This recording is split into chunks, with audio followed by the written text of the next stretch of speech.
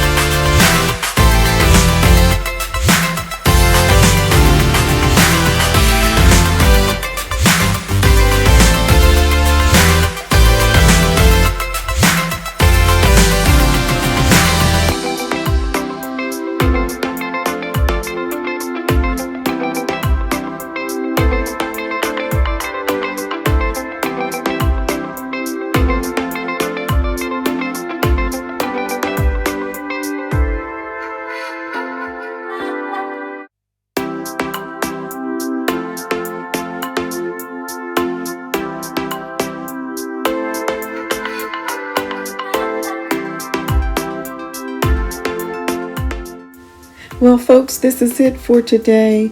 I'm not usually one to dabble into colors, but I have to say I had a lot of fun with this one. And I'm so glad that you have stopped by to visit on today. If you happen to be new, I upload a Tablescape every Tuesday with a different theme. And this one was an exciting one, and I hope that you have enjoyed it also.